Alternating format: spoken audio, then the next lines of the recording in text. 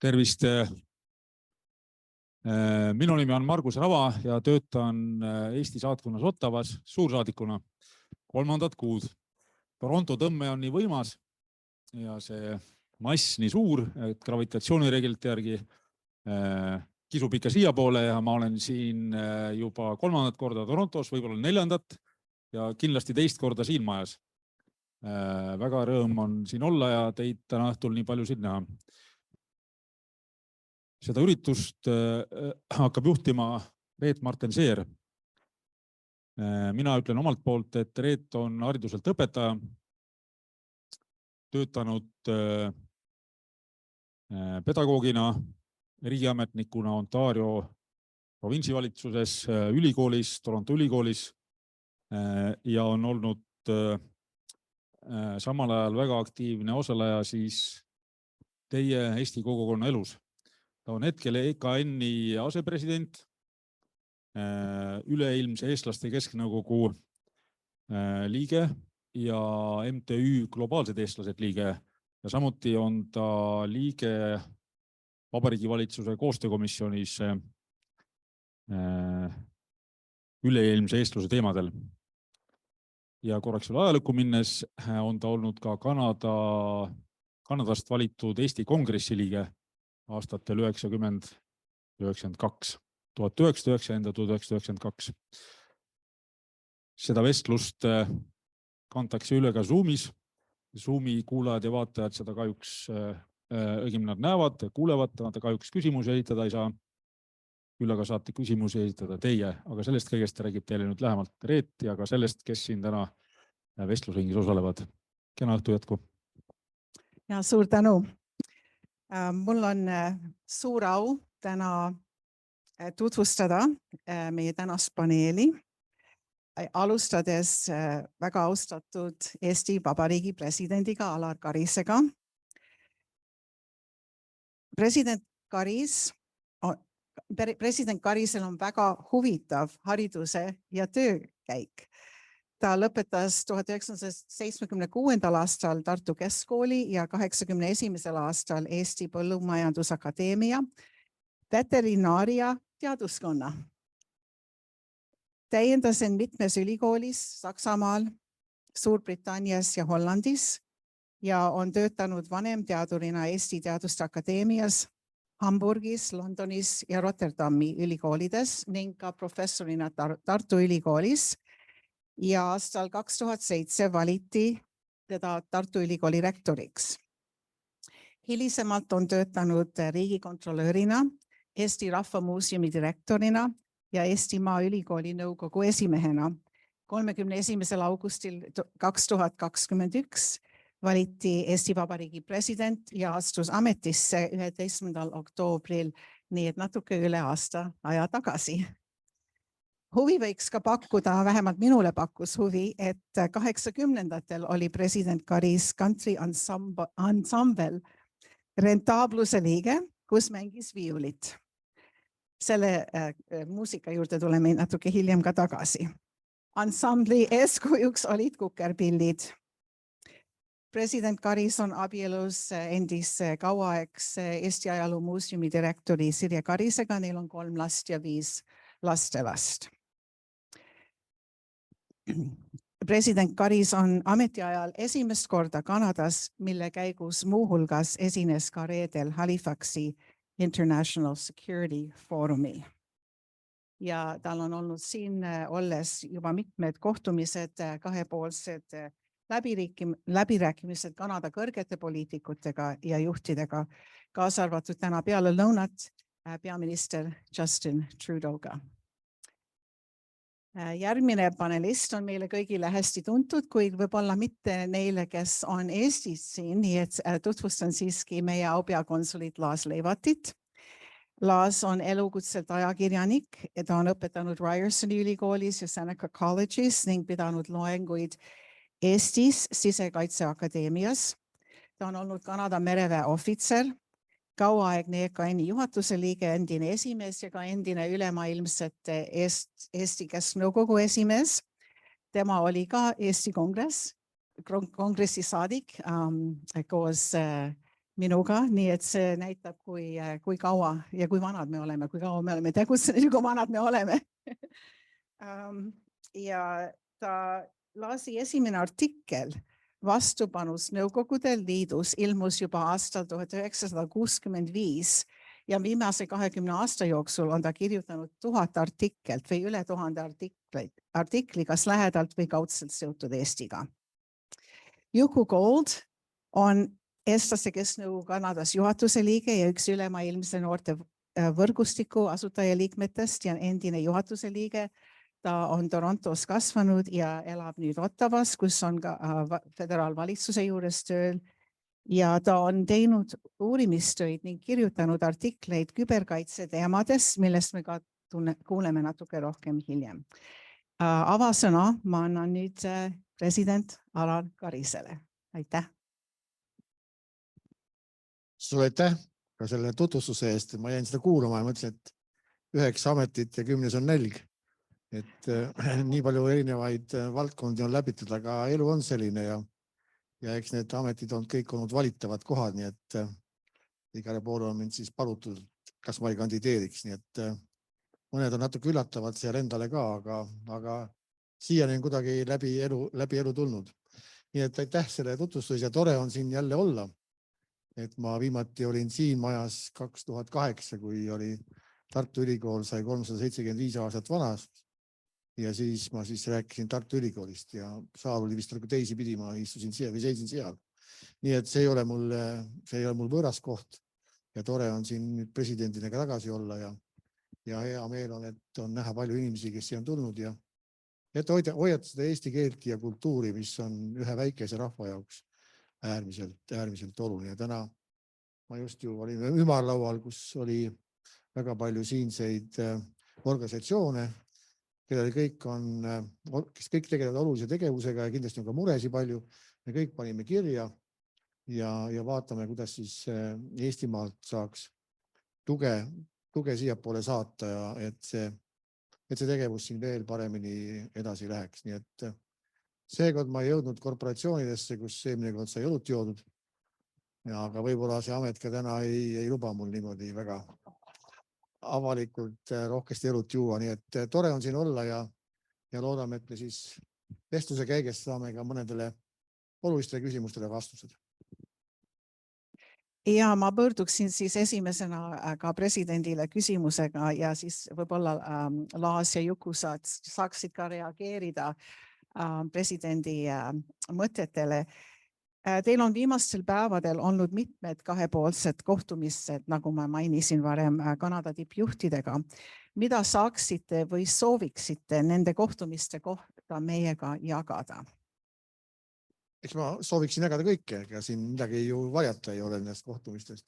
Aga nagu te ilmselt kõik teate, et enamus arutelusi ka seal samas Halifaxis ja ka siinsete poliitikutega keeleb ümber sõja, mis on Ukrainas, ümber Vene agressiooni ja mis lahendused saavad olema ja kuidas saab olema, kuidas teha ja olla nii, et väsimus ei tekiks, et me suudaksime seda tuge anda Ukrainale nii kaua, kui see võit saabub, sest teist lahendust ju tegelikult selle sõjal ei ole ja küsimus ei ole siin ju Ukraina ja Eesti vahel, vabandust, Ukraina ja Vene vahel sõjast, vaid tegelikult on ikkagi Venemaa võitleb siin vaba maailmaga ja kõigega, kõigi nende väärtustega, nii et see on kõigi meie asi, ka tänastel kohtumistel, ka Justin Trudeau'ga me puudutasime seda teemat ja et me toetaksime ja me mõlemad, nii Kanada kui Eesti on Ukrainat väga tugevalt toetanud, nii rahaliselt, poliitiliselt kui ka andnud humanitaarabi ja sõjalist abi. Nii et see peab jätkuma senikaua, kui see võit siis saabub ja siis on muidugi järgmine etapp, et kuidas riik uuesti üles ehitada. Et Eesti on praegu juba seal toimetamas läbi selle, et ühes Žitomiiri regioonis me aitame lasteaeda ehitada, et kõik peab toimuma paralleelselt, sest see ülesehitamine, me teame ka ise, kui kaua on peale teist maailmasõda läinud aega ja siiani on ka Eestis veel tühjad kohad pommitamisest, et maju enam ei ole, pole täis ehitatud kuni selleni välja, et siiani leitakse teise maailmasõja miine.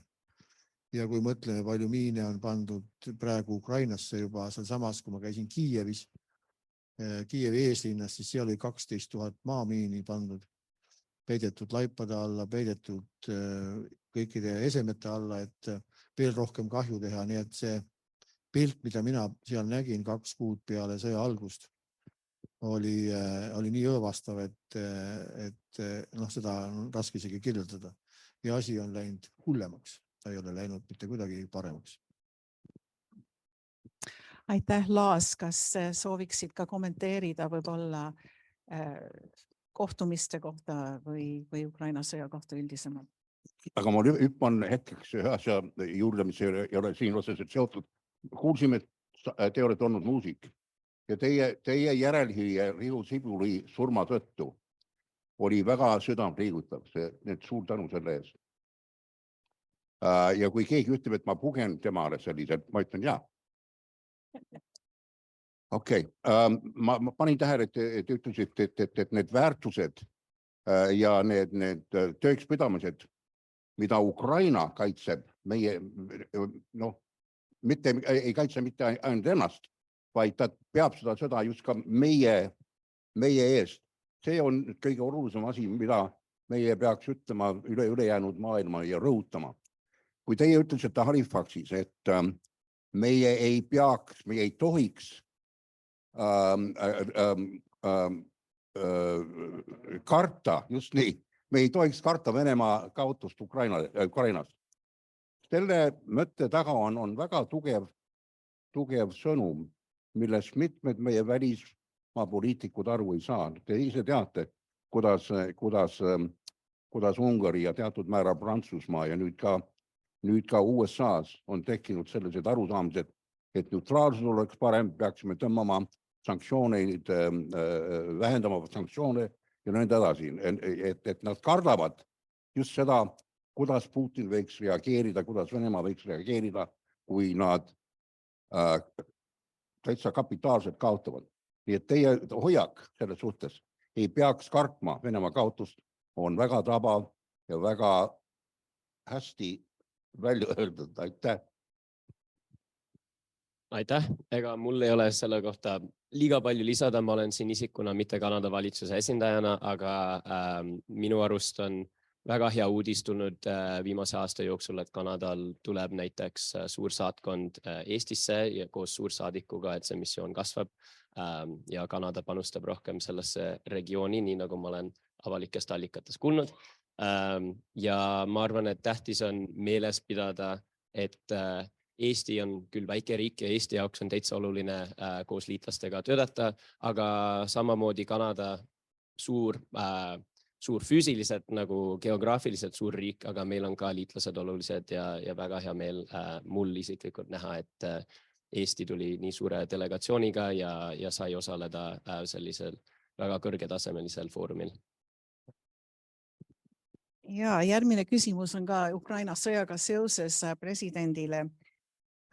Alates 24. veebruari jõhkrast Venemaa sissetungist Ukrainasse olete sageli rääkinud ja kirjutanud ja ka Halifaxis loomulikult, et lääne liitlastel on vaja teha rohkemat, et on vaja teha rohkem, et kindlustada Ukraina võitu ja Venemaa kaotust. Mida arvate, et võiks Eesti teha rohkemat sel hetkel veel ja mida võiks Kanada teha rohkemat ja Kanada suhtes saame meie ka survestada Eesti kogukonnaga meie valitsust ja meie parlamendi liikmeid? Tegelikult nii Kanada kui Eesti on panustanud Ukraina toetukseks märkimisväärselt nii vahendeid kui ka muid toetusi. Eesti lihtsalt, ma toon mõned numbrid, Eestis on üle 250 miljoni toetust olnud sõjalist toetust Ukrainale. See on 1/4 Eesti riigi sõjalisest eelarvest. See on väga suur toetus. Ja me oleme toetanud, inimesed ise toetavad. Üle 20 miljoni on toetanud inimesed Ukraina riiki igasuguse abiga ja võib-olla paljud numbrid ongi veel kokku löömata, sest inimesed ei teata, aga me toetame igasuguste kiirabiautode andmise, busside andmisega, kõigega. Inimesed teevad neid varikatteid, et varjata nii tehnikaid kui inimesi ja nüüd talveks, talv on tulemas ja inimesed teevad sokke ja kõike, mis võib vaja minna sõjapidamisel talve ajal. Nii et see tugi on olnud märkimisväärne ja samasugune on ju olnud see ka Kanadas. Muidugi on osa riike, kes võib-olla on toetanud vähem ja see üleskutse ongi pigem nendele, et rohkem toetada. Mõned riigid lihtsalt ärkavad natukene hiljem üles ja kõik see protsess on aeglasem, mida suurem riik on. Nii et see tuge peab kogu aeg olema, et see fatiig või et see väsimus ei tekiks sellest olukorrast, et ühel vaatamisest lõpeks see sõda nüüd ära, et saaks rahumajja tagasi. Seda ei tohi lasta lubada, sest rahumajja ei tule tagasi. Me teame seda väga hästi ka enda minevikust, kui me rääkisime, et 80ndate lõpus ja 90ndate alguses öeldi samamoodi, et ärge siin Gorbatšovi väga vihastage ja ärge siin ajage oma iseseisvuse juttu, siis tegelikult me näeme, et see kõik ei aita. Nii et tuleb seista enda eest, tuleb seista Ukraina eest, tuleb seista vabaduse eest ja nende ideede eest, mida me oluliseks peame. Nii et, aga jah, sanktsioonid ja kõik, eks neid tuleb tugevdada. Mõned on pikemaajalise mõjuga, mõned on aeglasema või lühema mõjuga, aga selge on see, et sanktsioonid mõjuvad. Aga arusaadav on ka see, et mida rohkem sanktsioonipakette tuleb, seda raskem on leida seda ühiskeelt kõikide riikidega, et selle pakettide taha tuleks ja Balti riigid ja Eesti on olnud seal kogu aeg eesliinil, et rõhutada, et neid sanktsioone on vaja teha. Ja Kanadas loomulikult on ka väga suur Ukraina kogukond, mis on väga hästi organiseeritud ja ka on väga palju survestanud meie valitsuse liikmeid ja meie, nagu kõik teavad, meie asepeaminister on ka Ukraina päritoluga, Chrystia Freeland.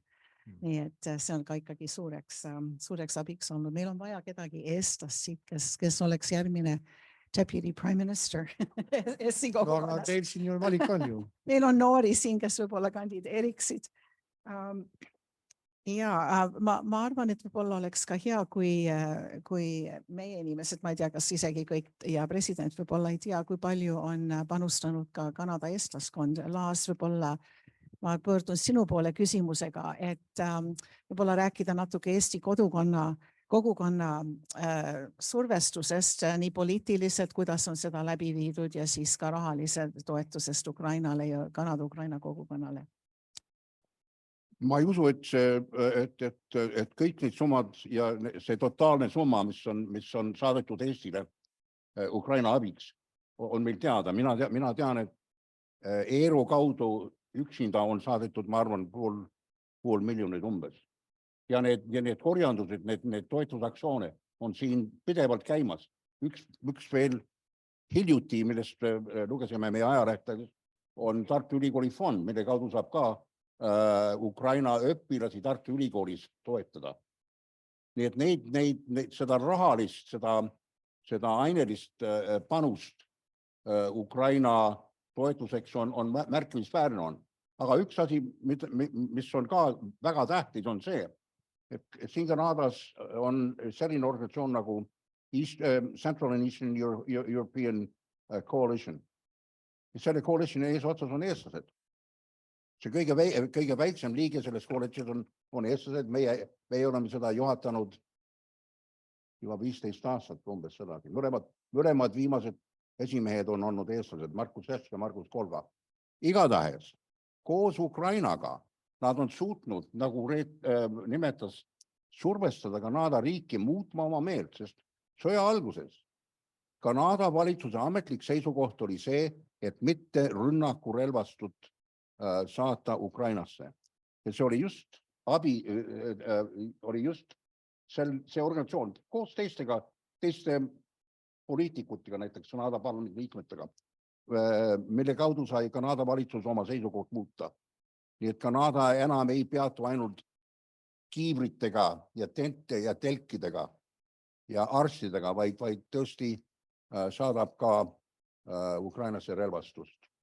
Nii et selle kaudu me oleme ka teatud määral panustanud. Ja nii nagu Eesti sai aru kohe alguses Mart Laari esimese valitsuse ajal, et peab liituma suuremate, et on vaja lääneliitlasi ja suuri organisatsiooni. Meie siin Kanadas ka siis kuulume suuremasse organisatsiooni, sest see Central and Eastern European Coalition esindab 4,5 miljonit kanadalast ja meie Eesti grupp siin on loomulikult väga väike. Nii et Juku, ma pöördun sinu poole. Ma tean, et Eesti noored on üleilmse eestlaste noortevõrgustiku kaudu ka organiseerimas ja võib-olla sa võiksid natukene rääkida sellest, kuidas nemad ka võib-olla poliitilise tööga natukene tegutsevad kas Eestis või üleilmselt ja mis on võib-olla mõned lootused ja ootused ka meie, see on võrdlemisi uus organisatsioon meie noortele, kes on Kanadas. Aitäh, Reet.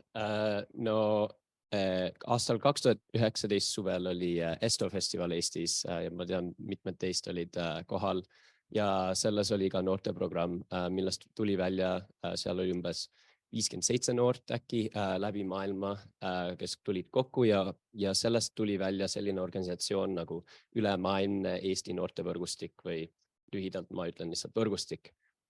Ja selle võrgustiku eesmärk on, et noori eestlasi läbi maailma kokku tuua, ühendada, infot jagada, nende huve esindada ja võimaldada igasuguseid võimalusi.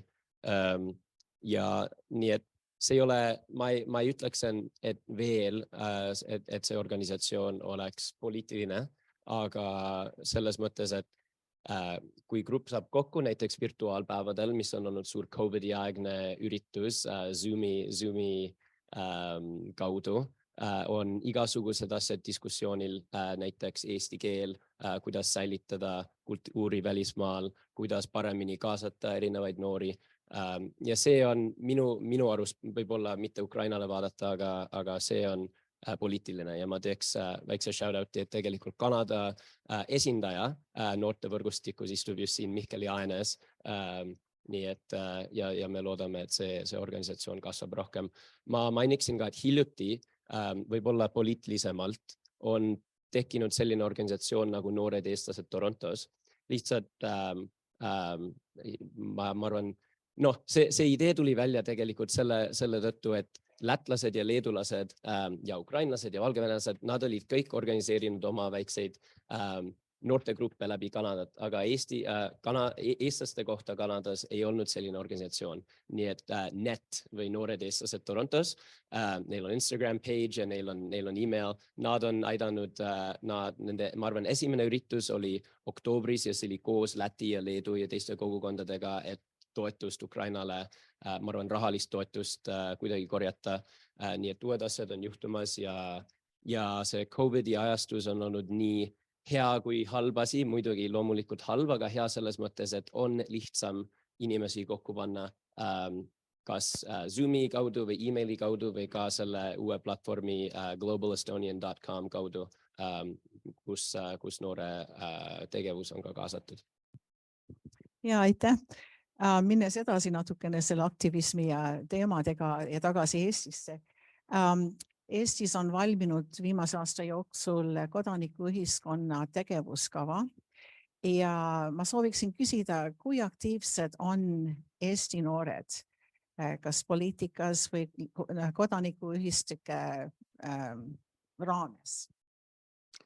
No võib-olla mul nüüd täpseid andmeid ei ole kuskilt võtta ja protsente.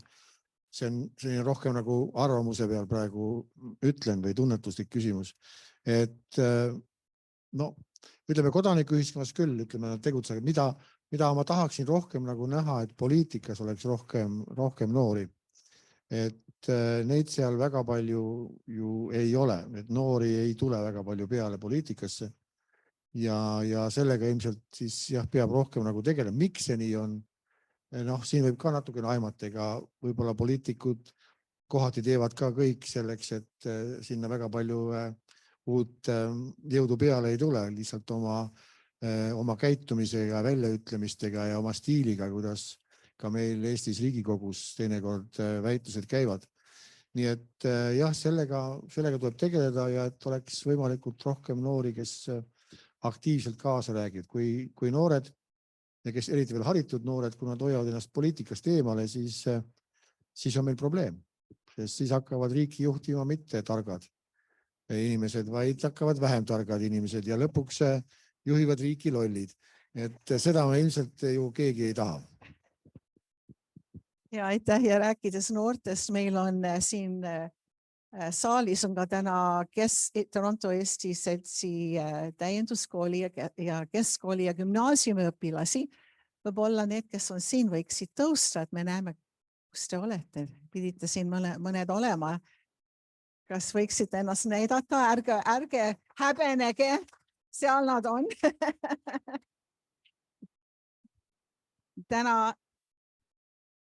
Täna õhtul on ka muide kooliõhtu, nii et ülejäänud kool on virtuaalselt tegevuses.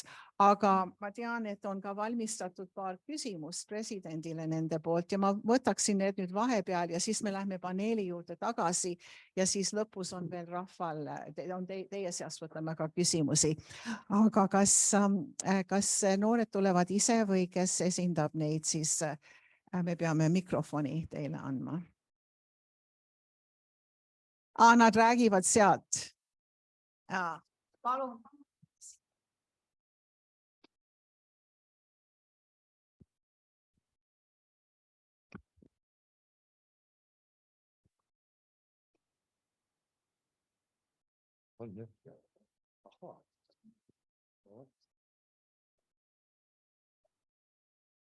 Nüüd tulevad vist rasked küsimused, ma saan aru.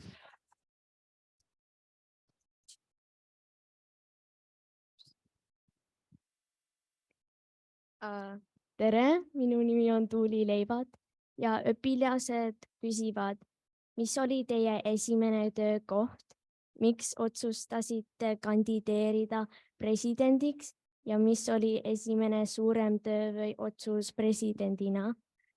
Mis on lemmikosa presidendi töös?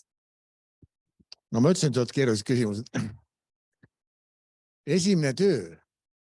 Ma arvan, et esimene töö oli siis, kui ma olin väike poiss ja ma puhkasin mere ääres ja ema vaatas, et mida ta see poiss ikka puhkab, tehku natuke tööd ka. Ja viis mind siis sinna, siis olid sofoosid, niisugused asjad olid nõukogude ajal, et las ta rohib peenraid. Aga mulle see rohimine ei meeldinud, ma pool peenat rohisin ära, siis viskasin selle kõpla sinna maha ja läksin siis nagu nii-öelda koju tagasi ja ütlesin, et mulle see töö ei meeldi. Nii et sellised niisugused igavad tööd ei olegi mind nagu elus nagu väga köitnud, nii et eks kõplamine on üks selline päikese käes kogu aeg mööda ühte rada minna. Nii et see oli nagu minu esimene töö, jah, mis ei olnud, nagu te kuulsite, väga edukas. Aga päris, eks ma olen eluaeg olnud, ütleme, varasemast teadlane, et minu esimene töökoht oli ikkagi teadlase koht, teadlaseamet ja sealt edasi siis tulid kõik ülejäänud. Aga nüüd ma juba olen 60+ ja nüüd me mäletan järgmisi küsimusi, mis need olid. Miks otsustasite kandideerida presidendiks ja mis oli esimene suurem töö või otsus presidendina? Miks kandideerisin? Ma kandideerisin sellepärast, et mulle öeldi, et kuule kandideeri. Ja siis aru saada, et mu esimene vastus oli, ma ei kandideeri. Ja siis ma kodus rääkisin, sa lootsin, et mul abikaasa ütleb, et nalja teed või. Et mingil juhul mitte, aga ta ei ütelnud mitte midagi. Ja siis järgmine hommik siis tuldi uuesti selle jutuga. Ja siis ma enne selle ootamatultki ütlesin jah. Aga võib-olla see tuleb ka sellest uudishimust, et teadlasena sa oled uudishimulik. Ja siis ma ütlesin, et vaata, mis asi see presidendiks kandideerimine siis on. Ja siin ma siis olen. Aga mis see esimene töö oli, raskagi nagu öelda, eks presidendi töö on natukene teistsugune kui võib-olla teised ametid, et ma olen juhtinud ülikoole ja seal sa nagu ise teed, ise otsustad, ise vastutad, siis presidendi natuke nüansid on teistsugused, sa enamus aega vastutad teiste tegude eest, mitte enda tegude eest ja ainuke võib-olla, mis presidendil on sõna ja siis ta peab ka valima, kus ta mida ütleb ja mõnikord ka mõtlema, kas üldse peaks vait olema. Nii et see presidendi töö on natukene teistsugune kui teised tööd, kui ütleme see kõplamine seal peenarde vahel.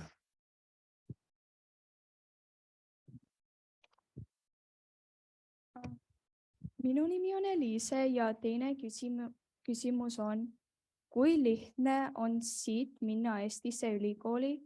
Kas teate, kui palju on Eestis ülikoole, kellel vahetusprogramm Kanada ülikoolidega ning kas või lihtne on minna õppima, kui siin valitud Eesti koolil ei ole vahetusprogrammiga seotud Eesti kooli Eestis? Nüüd ma pean tagasi koju minema ja küsima, et mis need probleemid on, aga ma arvan, kui hästi õppida, siis saab Eestis ülikooli sisse küll. Ja meil on üksjagu välistudengeid ja on ka Kanadast ja ka meil on suhted Toronto ülikooliga ja mitme teisega, nii et vahetamise võimalused tänapäeval on mõnes mõttes isegi väga lihtsad, nii et tuleb hästi õppida. Tartu ülikool on tubli ülikool, kõikides nendes ranking listides on ta kogu aeg tõusnud, et kui mina rektoriks sain, siis seda ei olnud kuskil. Ja see mind nagu ärritas, sest ma avastasin, et Vilniuse ülikool oli ja Tartu ülikool ei olnud ja siis nagu sai tegutsema hakatud. Järgmine aasta olime siis seal juba sees, ütleme esimese 500 sees. Ja nüüd on Tartu ülikool juba esimese 250 sees, nii et see kõik on liikunud nagu ülespidi ja see tähendab ka seda, et tuleb olla siis tublim, et sinna ülikooli sisse saada. Ja tudengkond meil on ikka 10-15% on ju rahvusvaheline tudengkond. Nii et kuna ma enam ülikooliga seotud ei ole, siis ma täpselt ei oska vastata selle küsimusele, aga ma uurin järele, et kas seal on mingeid takistusi. Aga ma arvan, et kui õpitakse hästi, siis ei tohiks täna küll ma pigem kutsuksin teid õppima Eestisse. Esiteks aitab keelt hoida, tunda Eestit uuesti ja saada Eestit tundma seal, kus Eesti on. Ja kui meeldib, siis tulebki Eestisse tööle jääda. Aga kui meeldib, aga tööle jääda ei saa, siis tuleb tagasi tulla ja siis olete siin targem ja aitate sõbralikku Kanadat saada paremaks.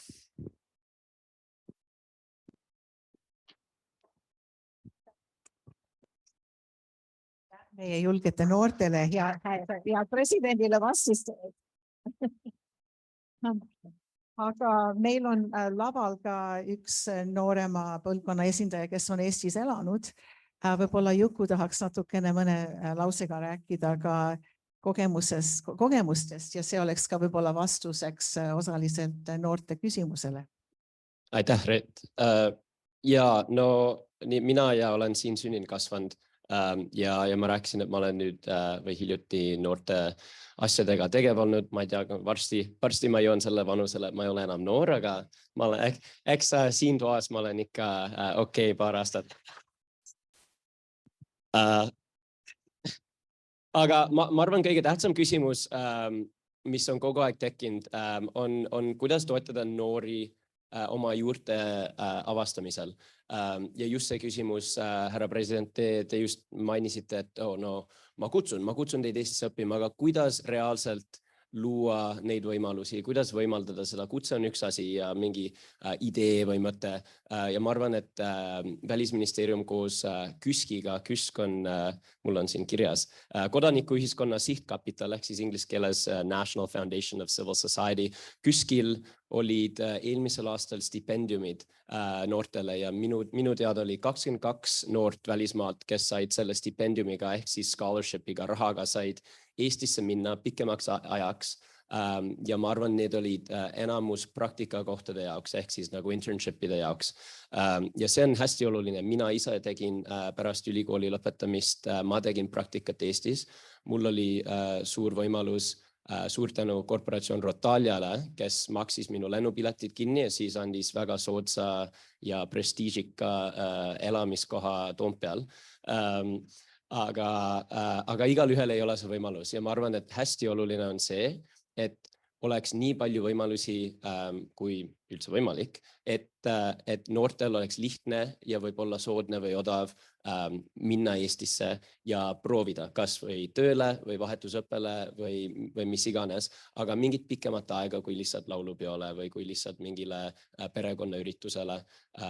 Ma tean, et lisaks KÜSK-i stipendiumile, mis ma kuulutan välja, see toimub uuesti sel aastal 2023. Lisaks sellele on ka Eestis olemas näiteks keelelaagrid vanuses 13–18 aastat vana, saavad minna pikemaks ajaks Eestisse laagrisse. Ja ma arvan, et sellised küsimused on väga olulised, et kuidas anda seda maitset, just nagu kuidas ma olen teiselt poolt oma peret, olen juut ja Iisrael on, eks ole, võimaldanud juutidel läbi maailma tagasi minna Iisraeli pikemaks ajaks, pikemaks reisiks väga soodsalt ja ma arvan, et sellised võimalused on hästi olulised. Ja nii, et võib-olla president sooviks sellele ka natuke midagi vastata sellele. Jah, ma kindlasti annan selle teadmise edasi ja hoian selle silma peal, et sellised programmid areneksid edasi, nii et tõesti rohkem tuleks Eestisse siis Eesti juutega inimesi. Ja mina olen teisipidi, mul on teisipidi kogemus. Mu tütar oli õpilasvahetusena siin Kanadas. Etopical School of Arts and Music oli vist või teisipidi Music and Arts. Ja see oli ka oma, et ma ei jõua täna rääkida seda lugu, aga see kooli otsimine ei olnud lihtne. Ma ikka käisin väga paljusid koolesid lõpuks. See kool ei olnudki ette nähtud. Aga kui seal ühe kooli direktor ütles, et kuulge, te otsite siin kooli, kus ka muusikat oleks, siis et mul abikaasa töötab seal, et see pole küll teie koolide nimekirjas, aga ma räägin temaga. Nii et ühesõnaga, kui kuidagi ei saa, siis kuidagi ikka saab, nii et mul laps sai sinna Etopical School of Artsi sisse ja temal on väga meeldivad kogemused sellest siinset olekust ja ilmselt see ka teisipidi siis peaks töötama. Ja Juku jutule siis järgneb ka see mõte, et võib-olla kõik noormehed, kes siin on ja ei ole veel liitunud, võiksid korporatsioon Rotaliaga liituda või mõne teise korporatsiooniga, ma tean, kes ka toetavad. Aga üleilmse eestluse tegevuskava rakendamise käigus on ka need keelelaagrid, millest Juku rääkis ja ka palju muud, sest selle programmi, selle tegevuskava, mille juurde me nüüd tuleme, kus me nüüd peatame hetkeks, see on ka suunatud peamiselt noortele. Ja lihtsalt paar sõna selle kohta, et üleilmse eestluse tegevuskava, neile, kes ei tea, valmis eelmisel aastal ja on nüüd rakendamise faasis. Välisminister kirjutas alla ja nüüd on Eesti valitsuse koostöökomisjon, kes siis selle rakendamisega tegeleb ja ma pöörduksin võib-olla Laasi poole ja küsiksin, et mis on sinu nähtumus sellest nii aupeakonsulina oma igapäevases töös, aga ka EKN-i ja üldiselt Eesti elu juures igal pool, kus oled, nähtumus sellest, mis oleksid meie Eesti kogukonna võib-olla need suuremad vajadused või ootused Eesti riigid selle üleilmse eestluse programmi raames? See vastus on teatud määral juba antud mõlemad presidendi ja Juku poolt. Mina tõesti arvan ka ja ma toetan seda, et massiliselt võimaldada noori viibida Eestis, kas siis õpingutel või kuskil töökohtadel. Mitte ainult, keelelaagrid on ka väga tähtsad, aga mitte ainult keelelaagrites. Ja kui ma räägin, et 20 noort või 12 noort, ei, see peaks olema igal ajal paarsada noort ülemaailmselt Eestis. Meil siin Kanadas on selline ahvatlev multikultuurne suranduspott, mis lihtsalt viib meie eestlasi eemale Eesti kogukonnast. Meil on juba 3. põlvkond siin, kes käib ülikoolis. 3. põlvkonna inimesed juba on lõpetamas. See tähendab meie põgenike järeltulijad. Meil on muidugi siia ka juurde tulnud Eestist inimesi.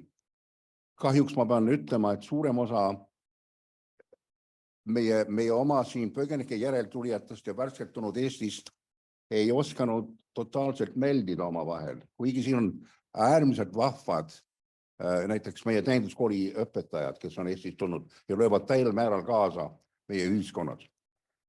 Pandeemia on teinud tõesti oma hävitustöö. Eestlased oskasid Kanadas kohaneda väga kiiresti Skype'i ja Zoomi ja online kontaktidega koosolekutega. Aga see ei ole mitte seesama, mis toob inimesi kokku, kus inimesed, eriti noored, näevad, et pagan, ma olen osa mingisugust organiseeritud ühiskonnast, kus nad ise taipavad, et siin on minu rahvas. Mõned inimesed peavad Eestit päritolumaaks ja mõned inimesed peavad Eestit kodumaaks. Ja see osa, kes hakkab pidama Eestit päritolumaaks, suureneb ja suureneb ja suureneb. Jüri Kivimäe ja mina kutsusime kokku 15 aastat tagasi tosin inimesi arutama, et miks üldsegi on vaja organiseeritud eestlast võõrsil. Mis seda üldsegi vaja on? Miks pärast? Kas nostalgia pärast? Kas sellepärast, et vanavanemad sunnivad meid veel eestlaseks ennast pidada? Ja tulime, see oli 2-3 tunniline arutlus, lahtine, väga otsekohene ja väga aus arutlus.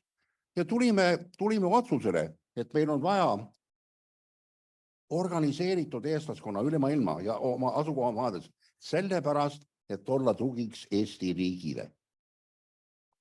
Tol ajal veel ei olnud neid saatkondi üle maailma nii palju. Ja diplomaat saab teha oma nõnda nimetatud lobitööd oma designeeritud riigis. Aga kohalik eestlane saab teha jälle hoopis teist sorti selgitustööd riigi otsustajatega, kui diplomaat saab. Selles suhtes on üks näide, kuidas organiseeritud kogukond saab olla abiks ja toeks oma, mina ütlen, kodumaale. Mis ma pidin veel ütlema? Ma nüüd valgusin väga laiali sellega. Ma küsin, kohe saab küsimusi olevaid, aga ma küsin Marguse käest, kes jälgib meie aega, et kui palju meil on veel aega, sest ma tean, president peab täna õhtul ka veel. Kell on 8 ja siis ma arvan, et me peame vist nüüd avama küsimusteks meie saalist, nii et palun, ma näen, et Olevil on käsi üleval. Olev, kas võiksid tulla siia mikrofoni juurde võib-olla?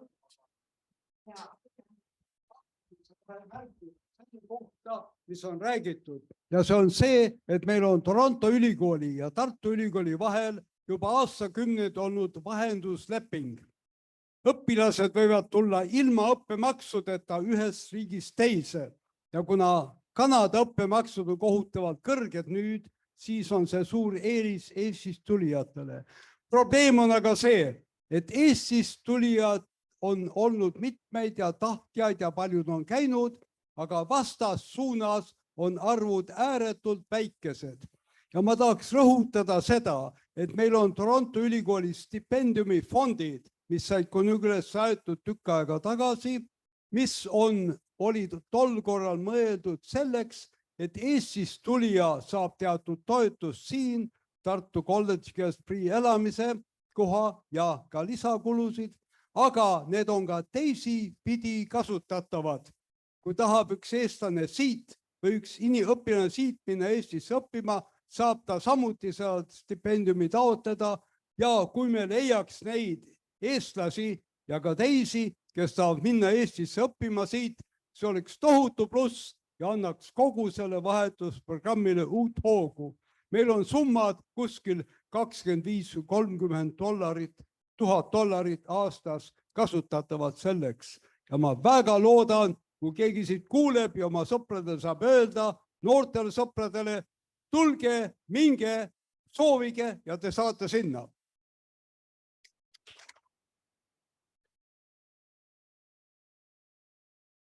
Tagasi küsimuste juurde. Aitäh vastuse eest. Kas kellelgi on küsimusi? Ma ütlen lihtsalt vahele see kiire kommentaari sulle, et küsimus ongi alati selles, et kui sa lähed kuhugi õppima, siis see ülikool peab olema ka tasemel. Miks ma nendest rankingutest siin ennem rääkisin? See tähendab kui seda, et kui sa ei lähe õppima lihtsalt Eesti ülikooli, vaid sa tahad saada sealt head haridust. Nii et see on tähtis, et Eestimaal meie oma ülikooli taset hoiame ja tõstame. Siis tulevad ka sinna tõenäoliselt ka siit tudengid. Tere, Veiko Parving. Mul on küsimus selline, see on visioonist ja härra president, te olete öelnud, et teie visioon Eestist on targast ja haritud riigist. Ja mu küsimus on sellest, et meie siin Välis-Eestis, nagu on räägitud, ka 3.-4. põlves see eestluse hing on väga tugev väga paljudes inimestes siiamaani. Mis on teie visioon ja ma võib-olla küsiksin ka teiste panelistide käest, mis on teie visioon sellest, kus on 20-30 aasta pärast kodu-Eesti, Välis-Eesti ja nende kahe sidussuhe? Aitäh. See, kus ta on, see on ju kõigi meie enda teha. Me võime silmad kinni panna ja mõelda, kus me tahaksime seal olla. Aga pigem on see, et kuidas me sinna jõuame, et see side oleks parem ja ma arvan, ka need mõtted ja arutelud, mis siin täna on ja üleskutsed aitavad kindlasti kaasa, et see side nii-öelda kodu-Eesti ja diasporaaga oleks parem ja siin võib näiteid pikalt tuua, kuidas me ju tegutseme selles suunas ja väga hästi ja sellest paremaks läheb. Nii et mina olen olnud alati seda meelt ka Eestis, et minge Eestist välja. Lõpetage ülikool ära või mingi ülikooli ajal vahetuse, vaadake maailma natukene, et siis te tuleb tagasi ja tagasi peab tulema. See on juba siis Eesti teha, et nad tagasi tuleksid. Mina olen ka väljas ise ära käinud ja ega ma võib-olla polekski läinud tagasi, poleks kutsutud. Et me peame seisma selle eest, et kes on välja läinud, et tuleks tagasi, aga maailma peab vaatama. Nii et ja just noorena.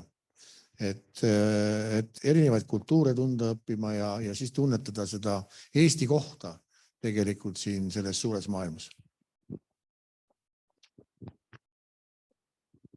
Mul pole nii palju lisada, ma lihtsalt ütleksin, et mul on üldse tuleviku poolt vaadates ma olen väga excited, ma ei ole kunagi aru saanud, kuidas korralikult niimoodi Eestis öelda, ma olen elevil uue keskuse rajamise kohta ja need võimalused, mis see võib pakkuda. Ma tean, et see on ikka võib-olla ammu, kuni see keskus hakkab toimetama, aga ma arvan, see võib aidata nii kas või sõltumata sellest, kas inimestel on keel suus või kuidas nad identifitseerivad eestlastena või kas on lihtsalt estofiilid, aga et see mingi uus energia, mis tuleb meie kogukonda kunagi, võib olla suureks toeks. Ja ma ei ole küll panelist, aga moderaator siin, aga ma lihtsalt tahtsin Veiko küsimusele öelda nii palju, et kuna ma olen tegelenud üleilmse eestlusega väga palju nüüd EKN-i kaudu ja nii edasi, et minu visioon Eestist oleks globaalsest Eestist, kus me teeme koostööd ja me koos loome. Ja kuna on 200 000 eestlast väljaspool Eestit, siis see on ikkagi väga suur arv ja me võime olla ikkagi üleilmselt väga võimsad. Ma tahan ka lihtsalt kommentaariks öelda, et ma olen ka excited selle keskuse osas, et see kindlasti on üks võimalus, et seda maailma kokku tuua siia ja lihtsalt üks näide, millal ta tuleb, lõpuks ta ikka tuleb. Eesti Rahva Muuseumi sai oma hoone 100 aastat läks aega, 100 aastat, aga ta on olemas. Nii et ma usun, et selle keskusega 100 ei lähe, sest auk oli näha juba siin ja midagi juhtub, nii et ja koht on olemas, nii et küll ta tuleb.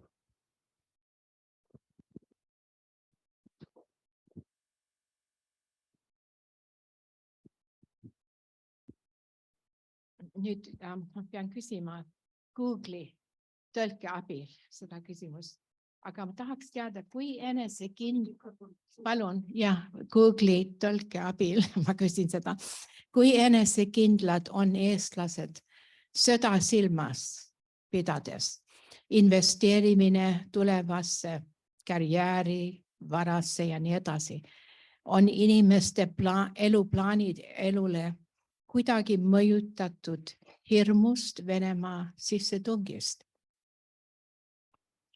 Ma ei usu, et eestlased on hirmul. Et me oleme ju Venemaa kõrval elanud sajandeid. Ja ega see Venemaa sealt kuskilt ära ei lähe ja meie ka ei lähe sealt minema. Aga kindlasti tuleb ettevaatlik olla. Me näeme, mis toimub ja sõda kindlasti mõjutab väga tugevalt seda, mis üldse toimub kuni Kanadani välja, see ei ole ainult naaberriikide küsimus. Aga ma arvan, jah, hirmu ei pea kindlasti tundma, seda enam, et me ikkagi oleme täna ka NATO liige, me oleme Euroopa Liidu liige ja ma olen alati seda näidet toonud. Hirmul olid tegelikult rootslased ja soomlased, kui ma novembril käisin neis külas, alates Rootsi kuningast lõpetades Soome peaministriga. Nemad olid rohkem hirmul, mida Venemaa tegema hakkab, see oli siis novembris. Ja ma ütlesin, et hirmul olete, astuge NATO-sse. Siis nad öelsid, et ei, me oleme neutraalne riik, et meil ei plaaniski NATO-sse astuda, et rahvas seda ei soovi. Läks 4-5 kuud mööda on Soome ja Rootsi nii-öelda NATO-sse astumus. Nii et, aga hirmu ei maksa karta, nii et me lihtsalt tunneme rohkem, mida meie naaber võib-olla plaanib ja oskame siis ka vastavaid samme astuda. Nii et ei maksa Eestis ja investeerimise sama lugu. Kanada firma panustab meeletu raha praegu selleks, et magnetitehas teha Narva. See Narva on ju piirilinn. Nii et Kanada annab selles mõttes väga head eeskuju, et ei maksa karta. Seal on kindel koht, kuhu tasub investeerida, sinna tasub turistina tulla ja ma arvan, et paljud teised ka tõenäoliselt Kanada eeskujul hakkavad investeerima, sest tõesti kaugelt vaadates võib tunduda, et see kõik ongi üks suur Venemaa seal. Aga ei ole, nii et selles mõttes ma tänan Kanadat ja Kanada ettevõtted, kes selle sammu on teinud, nii et see võtab kindlasti ka nii-öelda hirme maha teistel ja investeerivad täpselt samuti, sest Eesti on väike riik, ta vajab koostööd, ta vajab investeeringuid, ta on avatud ühiskond, nii et jah, meil Eestis küll ei jäta keegi abiellumata sellepärast, et Venemaa on kõrval või midagi muud oma karjääri ehitamata, nii et see käib ikka neid samu rada mööda, nii et meie seal ei karda midagi, ega kedagi. Ja ettevõtte nimi on Neo Performance Materials ja tegelevad haruldaste muldmetallidega. No ütle see summa ka siis ära, mis ta 100 miljoni dollari kanti.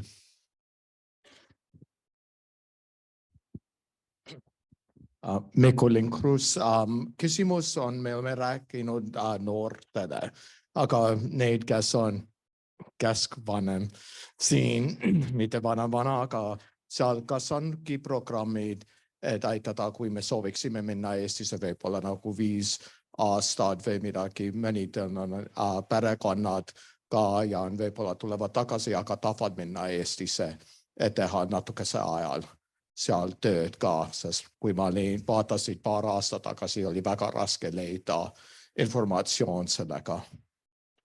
No ma arvan, et tänapäeval on see informatsioon on võimalik kätte saada ja no mis on vaja, lennukipiletit on vaja selleks, et Eesti jõuda. Ja meil on niisugune programm nagu e-resident, see tähendab seda, et ei peagi Eesti tulema.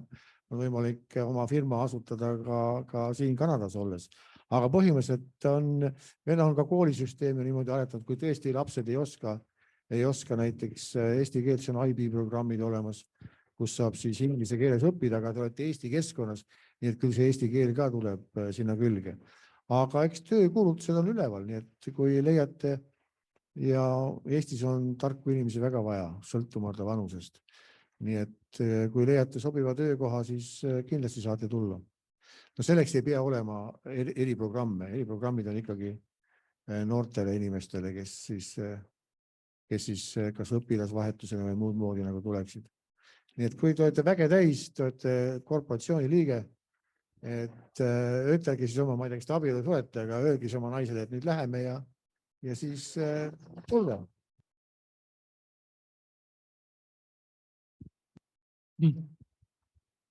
Enn Varrik EÜS-ist Alari seltsivend.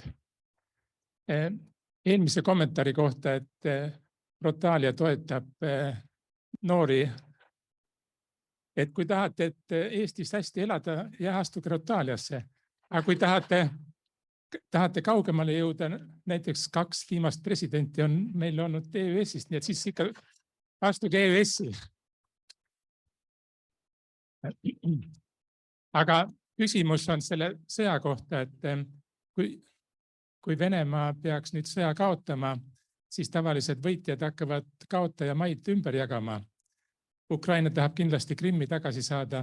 Mis on Eesti seisukoht, et kas me lepime selle vana piirilepinguga või läheme nüüd kaugemale? No mina ütles, jutt on Eesti piirilepingust Venemaaga või? Et ei, et kui mis puudutab Krimmi, ma arvan, see on ikkagi Ukraina teha. See ei ole meie otsustada. Ja Ukraina ütleb, millal sõda lõpeb, millal ta istub laua taha, et läbi rääkida, seda ei ütle keegi teine riik. Ja ma saan aru, et on tõesti riike, kes sooviksid, et nagu me enne rääkisime, et tuleks rahu maa peale ja et saaks vana elu edasi elada, aga seda ei otsusta kolmandad riigid, seda saab otsustada ainult Ukraina ja tema juhtkond, tema president, sest kui mõelge, kui palju kaotusi on olnud Ukrainas praegu nii naiste ja laste kui ka sõdurite näol, nii et see ei ole võimalik, et kolmandad riigid otsustavad siis kes ja mis ja kuidas.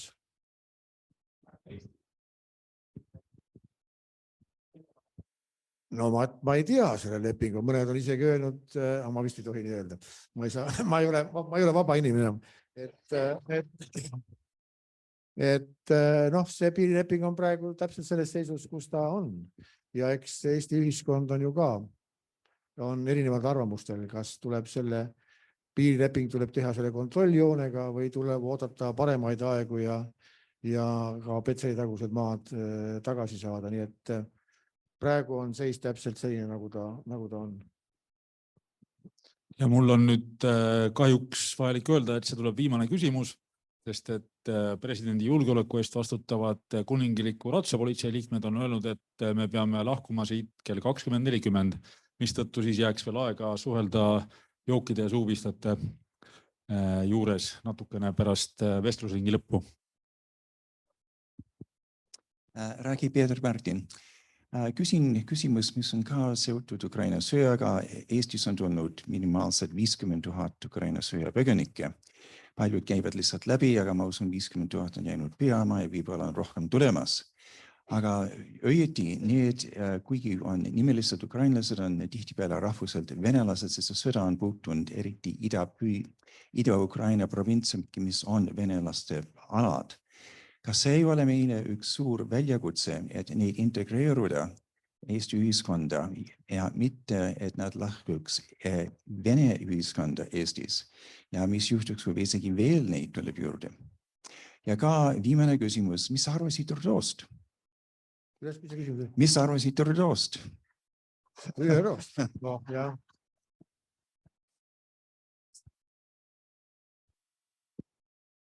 Et jah, meil on üle 60 000 sõjapõgenikku praegu. Ja see moodustab 4% rahvastikust. Ja miks ma ütlesin, et sõda peab kiiresti lõppema, kas või sellepärast, et inimesed saaksid minna koju tagasi. Sest praegu ikkagi enamus tahaks koju tagasi minna ja ma saan aru, kui see sõda jääb vinduma ja siis inimesed kohanevad selle keskkonnaga, kus nad elavad ja tõenäoliselt võib-olla tagasi taha minna. Mis puudutab seda vene keelt, me oleme väga keeletundlikud inimesed, meie jaoks identiteet on keel, aga Ukrainas ei pruugi nii olla. See tähendab seda, nad räägivad vene keelt, aga nad on ukrainlased. Et seda näitas ka tegelikult see sõda, mida venelane või Putin valesti arvestas. Et noh, et ongi Luganskid ja kõik, et need on meie venelased seal ja väga lihtne on neist üle sõita. Tegelikult ei osutunud see nii, nii et nad räägivad küll vene keelt, aga nad on ukrainlased. Et seda on näidanud see sõda väga selgesti. Arusaadavalt, nad on slaavi taustaga ja meie püüame ka Eestis praegu Eesti kooli arendada kiiremalt korras edasi, et kõik ka meil venelased, kes seal varasemalt on tulnud, lõpuks õpiksid eesti keele ära. Nii et, aga meie lootus on ikkagi see, et nad lähevad tagasi ja me aitame kõik selleks, et nad oma kodumaale tagasi läheksid. Ja paljud ka lähevad ka praegu, isegi kui sõda käib, on üksjagu neist ka tagasi läinud. Kuigi see statistika on täpselt nii, nagu ta on, ega me tõesti ei tea. 60 000 inimese seas, seal võib ju olla igasuguseid. Ka eestlaste seas on inimesi, kes tahavad kurja teha ja ei ole kõige paremad. Nii et meil on selleks institutsioonid, kes hoolega silma peal hoiavad igasugustel liikumistel. Nii et, aga veel kord, tähtis on, et see sõda lõppeks ja inimesed saaksid kodumaale tagasi minna. Ja aitäh, me teeme nüüd üks 30 sekundiline. Igaühel on 30 sekundit väike lightning round, nagu välk välk ring ja mul on küsimus siin, mis puudutab muusikat. Eesti rahvas on tuntud kui muusikarahvas ja ma küsiksin esiteks Juku käest, siis Laasile ja siis presidendile lõppsõna, et mis on teie lemmik muusikažanra, helilooja või bänd ja oma bändi ei tohi nimetada. Nii et esiteks Juku, kas žanra, helilooja või bänd? Eesti pärimusmuusika ja rahvamuusika.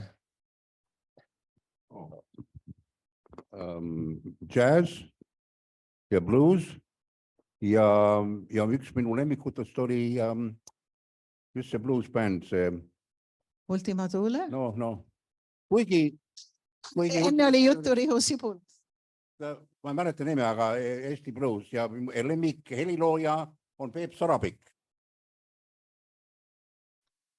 Aga mina jään teile küll vastuse võlgu, selles mõttes, et aja jooksul ma olen väga palju erinevaid žarneid, erinevad ansamblid on mulle meeldinud ja eks ikka vaatad võib-olla sinna nooruspõlve tagasi, et seal olid väga huvitavad bändid ja eks üks Pink Floyd on näiteks üks ansamblis mulle meeldib ja veel mõned teised. Aga praegu ma kuulan enamasti ja Procol Harumi. Praegu ma kuulan ikkagi enamasti klassikalist muusikat ja seal see diapasoon on väga suur. Et mis kõige tähtsam, ma kuulan kõike žanreid, aga see muusik peab olema hea, professionaalne. See on nagu kõige tähtsam, et ei kõrva ei riivaks, et see on olulisem. Aga mina ei ole mingi muusik kunagi olnud, ärge nüüd seda siin juttu kõik kuulati. See kõik oli üks kooli ajal alustatud bändi tegemine, nii et see on järgmine tööala. Ma olin kõik seal autodidaktid, nii et ärge mind muusikuks pidada, aga muusikat, ma olen muusikuks käinud muidugi ja pilli mängida, aga ennast muusikuks pidada, seda oleks küll liiga palju. Ja suur tänu kõikidele panelistidele väga sisuka ja huvitava vestluse eest ja ka tänan meie publikut, sest ilma teieta me räägiksime ainult omavahel siin ja poleks pooltki nii huvitav ja ka küsimust neile, kes küsisid. Suur tänu.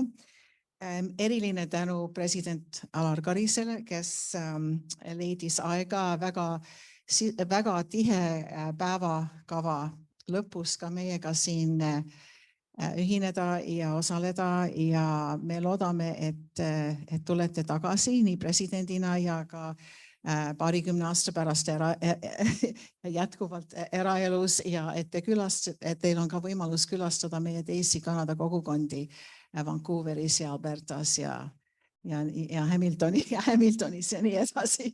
Ja nii et suur tänu veel kord. Suur tänu kutsumast ja meeldiva vestluse eest, nii et siit on midagi kaasa võtta koju ka, et aitäh.